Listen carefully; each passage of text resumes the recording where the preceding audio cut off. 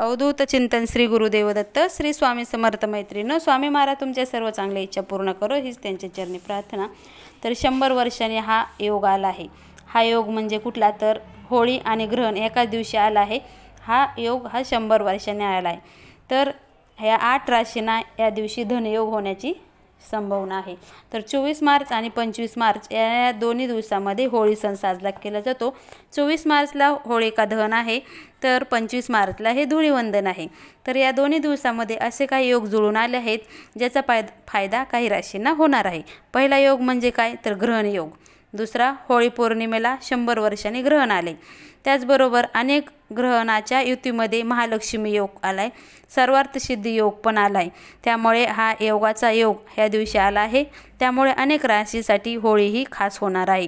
तर त्या राशी कोणत्या हे जाणून घेऊया। चला तर पहिली रास आहे मेष। मेष राशींना हा योग खूप फायदेशीर आहे, कारण व्यापाऱ्यांना व्यापारात नफा होण्याची शक्यता आहे।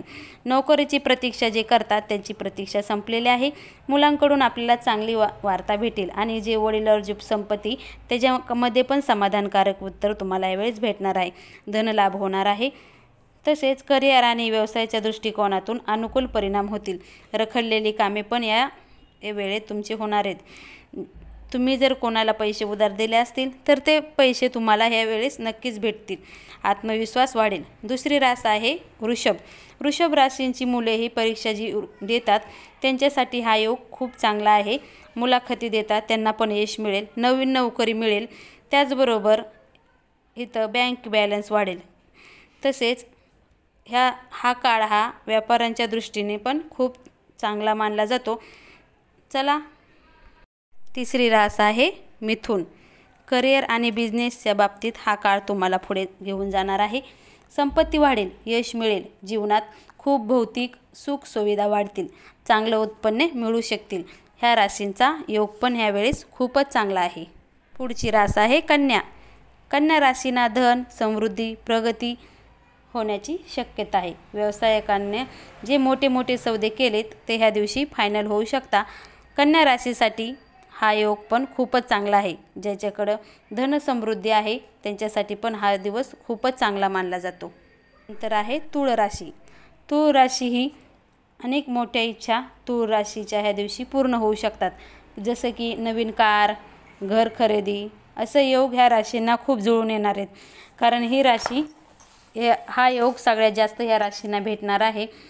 तर ज्याच्या जीवनात सुख सुविधा ह्यांना ह्या राशींना मिळण्याची शक्यता आहे।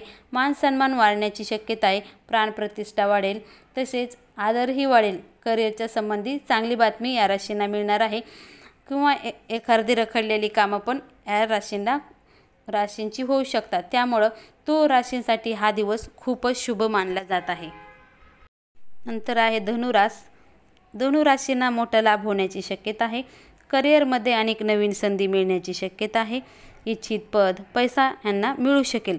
तसेच ह्या राशीचं मेन म्हणजे आरोग्य खूप चांगले राहील। पुढची रास आहे मकर। मकर राशींना 7.5 चालू आहे सध्या, पण ह्या होळीच्या योगामध्ये तुमचा म्हणजे तुमच्या राशीवर खूप शुभ परिणाम होण्याची शक्यता आहे। नोकरीच्या बाबतीत कुठून तरी चांगली बातमी तुम्हाला नक्कीच मिळेल। नफा होण्याची शक्यता आहे। प्रत्येक तुम्हाला एखादा जर प्रश्न पडला असेल तर तो प्रश्न सोडवण्यासाठी तुमच्या जोडीदाराचा आणि मुलांचा तुम्हाला ह्यावेळेस खूप पाठिंबा मिळण्याची शक्यता आहे। तर ह्या राशींना थोडा होळीच्या दिवशी हा खूप छान योग आहे। बाकी ह्यांना 7.5 चालू आहे। लास्ट 8वी राशी। 8वी राशी म्हणजे कुंभ राशी आहे। ह्या राशींना पण 7.5 चालू आहे, पण तरी बी ह्या होळीच्या योगामध्ये ह्यांची नशीब पालटण्याची शक्यता आहे। प्रगतीच्या नवी संधी मिळण्याची शक्यता आहे। घरात काय शुभ घटना घडण्याची शक्यता आहे। व्यक्तिमत्व सुधारण्याची पण ह्याच्यात शक्यता आहे। करिअरमध्ये उंच झेप घेणार आहेत। तसेच आतापर्यंत जे आपले विरोधक होते त्यांच्याशी मैत्री जुळण्याची ह्या राशींना शक्यता आहे। त्यामुळे ह्या राशींना जो 7.5चा योग आहे तो ह्या होळीच्या या योगामध्ये नक्कीच त्याने तुम्ही चांगले प्रयत्न करा, तुमचे नक्कीच चांगलं होईल। तसेच ह्याच्याबरोबर आपल्याला कष्टाची पण गरज आहे। त्यामुळे तुम्ही कष्ट करा। स्वामीमय व्हा। श्री स्वामी समर्थ।